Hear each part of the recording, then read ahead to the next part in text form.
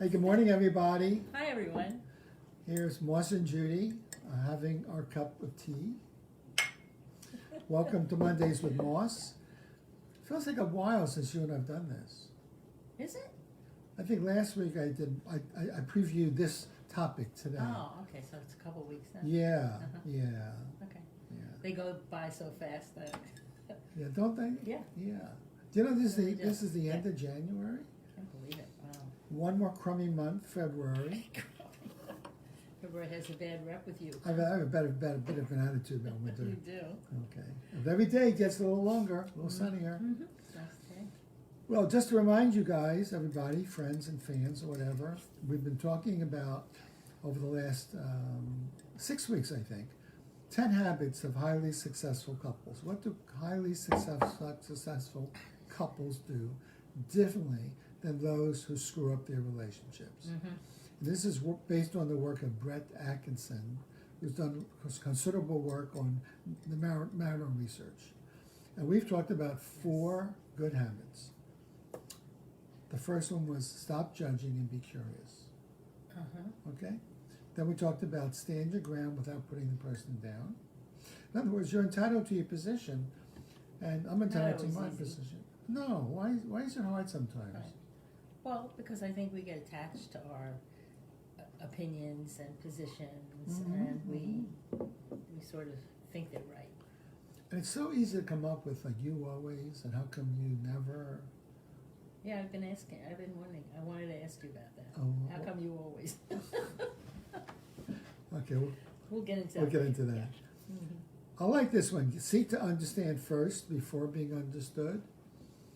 And that's that's a good one. And that might go back to Stephen Covey's work on seek to understand. Because one way to get out of an argument is just say, hey, look, we're having a difference of opinion. Tell me what you think and what you feel. Help me understand it. Yeah. Why do you think that works? Well, I think it works because you're showing interest in the other person. You're not putting yourself first. Right. And I think that's relatively unusual in the world we live in. Yeah. Right? Like I said before, I mean, we get very attached to our own point of view. We tend to think, it's right because it's ours. And so to sort of back away from that and put the other person first and the other person's opinions as equally important with your own, I think that's a kind of a gift to give somebody. That's a gift. Also, don't you think it opens up some space? You're not so stuck in handcuffs that you got to be right. Yeah, I hadn't thought about it that way, but sure. Because look, if I take the time to say, hey, look, help me understand your point of view. In the back of my mind, there might be a voice that says, annihilator. You're right, she's wrong. She always does this, but that doesn't do any good in terms of enhancing our relationship. Yeah. So I take that position. That's true. I mean, what does that do for you? Not a thing.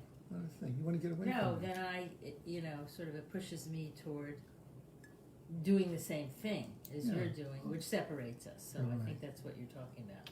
So one good way to stay connected in the midst of an upset is help me understand your point of view. I think all of these things can fall under the topic of generosity. Generosity toward your partner. I like that. Yeah. I like that, having a generous attitude, not a stingy one. It's like you helping me move from tipping from 15% to 20%. Tipping? Oh, tipping. The waiter. Being generous. Right. Yeah, right. I feel a lot better now since I got used to tipping at 20%. So I had to break my mindset called 15 is enough. Then I saw how gracious you were and how people appreciated that. So I do that now by nature, part of my nature now. No, you become a better person. Yeah, and by nature. Through your connection to me. Absolutely, and I appreciate that. So seek to understand first. And the fourth one was give equal regard. You're entitled to your position. I'm entitled to mine. And give equal regard to both. Again, generosity. Moving out of the power struggle, who's right, who's wrong, to be generous. Yeah. That's a big one. Good. Yeah. So, ready for number 5? I am ready. Hit me with it. I want to give you an example. Okay. So, many years ago, Judy and I were in a program called the 6th Day. It was a mixture of physical, emotional breakthrough, thinking impossibility. We go up to the mountains with a group of maybe 100 people and go through 6 days of pretty arduous confrontation, thinking, and physical activity. And one of the main activities was every morning about 7 o'clock, you would put on your sneakers and run up this hill and down this goddamn hill, about a mile, and you had to run full throttle. Yeah, it was all gravelly. Yeah, boulders and gravel. And they would have these assistants along the way. And one year, our 2 daughters came, and I remember running, and Laura, our younger daughter, was one of the assistants on the hill, and I could hear her as I'm running up the hill. Come on, Dad, you can do it, you can do it. That's called giving assurance. It felt really good. Yay, you. What do you mean? Yay, you. Oh, yeah. So that's the analogy. Bring a yay, you, or us, into an upset or an argument. Okay? Even though you're running uphill, feels like a battle, it might be helpful to offer some reassurance. So one way of influence your partner and yourself to stay connected. I think you and I both believe very firmly, no matter what, stay connected. Okay? Yes, as best you can. Yeah. So, for example, it might be something like this. Look, I'm not saying you're wrong and I'm right. And if I'm coming across in an angry or controlling kind of way, I apologize. Sometimes I get triggered and I get worked up. We both have different opinions about maybe what's happening. Yes. So I just want you to know I'm working to appreciate your point of view too. That makes me feel really Doesn't good. it? Yes, Yeah. calming. Does that It's feel? very. I find it very calming. Yeah, it's reassuring. Mm-hmm. Yeah, it's not like she's wrong, I'm right, or she's right, I'm wrong. It's like, oh, hey, by the way, I'm not saying you're wrong. I think that's very helpful. I know I have my opinion. Well, I may be saying it in a way that's triggering you, not my intention. We both are entitled to our points of view. Nice. So one can say that with a tone of sincerity. Okay, it's very calming, as you say. Yeah, really. Okay, yeah. All right, so Okay. let's give an example. All right. I have this, maybe we'll play it out. Okay. So I have this, I saw a married couple not too long ago. They have a 14-year-old son who was struggling in school. And one day at breakfast, before school, the kid was complaining he didn't want to go to school. And the father was trying to practice empathy, because that's one of the things I'm teaching the parents, empathy. He was being, trying to practice compassion. Hey, I know you're having a really hard time. What do you think it's about? And the kid had very little to offer. He didn't know where to go with it. He was a 7th grader. But often 7th graders don't have a lot of language to explain what's going on. So the father was trying to be empathic, because he felt the kid was feeling pretty bad about not doing well in school. The mother, who was rushing around to get ready for work, piped in and said, I know what your problem is. You just don't pay attention in class. And she probably had that kind of tone. Okay. Actually, she thought she was trying to be helpful. The father felt she was interfering, got really annoyed with her, broke the rhythm of the compassion, got up, grunted a few times, left the room, and began his old process was stonewalling. Remember that process of stonewalling? Yes. Sort of turn your back, not respond, right? Put up a wall. Because inside, he was feeling really hurt and annoyed and unsupported, and felt like his wife's comments were not helpful. Okay. He didn't think, gee, I wonder what's going on with her. Is she angry? I'm curious. He didn't think any of this. He just felt it was untimely, unwarranted, and once again, here we go. He's trying to be helpful. She butts in. So she's undermining him. That's how he felt. That's how he felt, yeah. So he went into stonewalling, which is patterned. Yes. She got in the car. She was pretty upset because she felt, she picked up his vibe. But because we've done enough work, she was able to reasonably calm herself down, get to work, and then text her husband a message saying, hey, I don't know how I came across this morning at breakfast, Mm. but you seem annoyed with me. I'm not sure exactly what I did. My intention was to be helpful. Maybe it wasn't. Mm. So I'm not sure. I'm not sure if is that assurance or something different.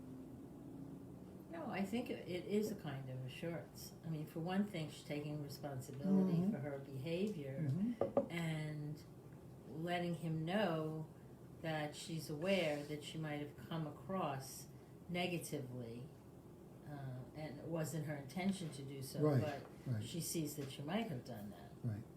And also that she picked up on his, whether it was his body language, the fact that Yeah. he wasn't looking at her or not talking with her, as, there's some kind of trouble here. Right. So she gave him some time to read it Mm-hmm. rather than calling right away. Because she thought, if I call right now, he might still be in a snit. So I'm going to give some time. I'm going to try to say something to let him know I was trying to be helpful. I'm not sure how I came across. And then she realized she needed to add just a little bit more, Uh-huh. kind of, well, what she did then, she called him up later Yeah. when she had a break and said, hey, hon, I'm not sure if I said something this morning to screw things up. I sometimes get impatient, not with you, but I had to go to work, and I wanted to be helpful. And I was frustrated because I didn't have enough time to really sit and partner up with you. So I think what you were doing was absolutely fine, and I want you to know I didn't interrupt in order to take control. I see. Well, That was I pretty think good. she did a nice job. I mean, how did her husband respond to that? He was stunned. Stunned. He was stunned. He was stunned.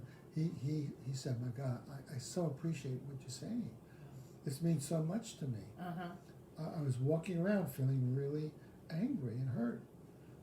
So I'm thinking to myself, why did she interrupt? Mm-hmm. And then she started getting a little riled up, a little defensive. And then he did some reassurance and said, hey, sweetie, I really get it. I know, I sometimes have a mindset Mm-hmm. that when you interrupt, they think you're saying it to kind of put me in my place, Uh-huh. take power away. But I really hear that wasn't your intention. I really, really get it. So thank you for the note, and thanks for calling. It means a lot to me. Wow, that's interesting. So both of them, I guess they're really working well with you, but both of them, I think, were able to take a step back, Yeah. take responsibility for what might have been their part in it, Mm-hmm. and be generous toward each other and kind. That's the other thing. It Yeah. sounds to me like they were Yeah. coming from kindness. And to use what you said, they were being generous. Uh-huh. They both were doing reciprocal generosity. Yeah.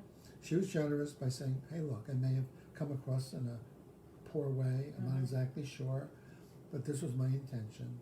I'm sorry if I said something out of line. It meant a lot to him. Very nice. It was very nice. Must have made you feel good too. I really felt good. I said, my God, maybe I know something.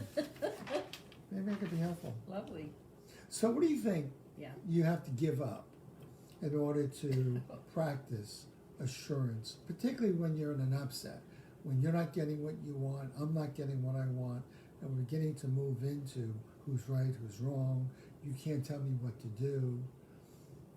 I think one thing you have to give up is righteousness. You know, we all can be pretty righteous Mm. about our own opinions or how we see things, and I think you have to give that up, at least temporarily, if you're going to do what you're describing. I mean, give up, I'm right, you're wrong, that kind of thing? Yes, I think Oh, that's okay. definitely part of it. Yeah. Right, right. So, is Well, there more? I'm not sure. No. I think you do have to give up proving you're right.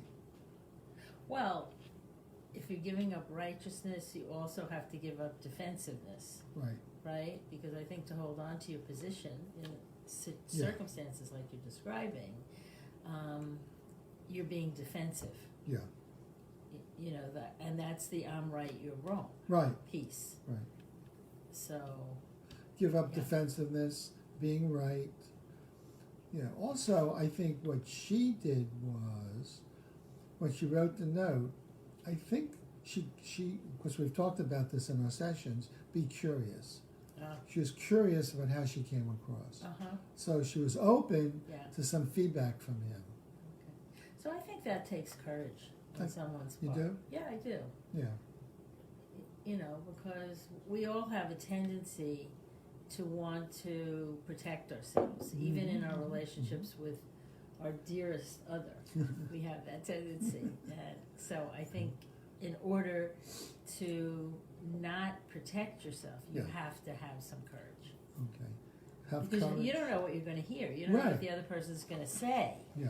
And it could be a little bit, anxiety provoking. It's so interesting you say that, because when we had our next session after that, she said she was really scared to send that message because she felt she was giving him room to really attack her and tell her she always does this, she always interrupts.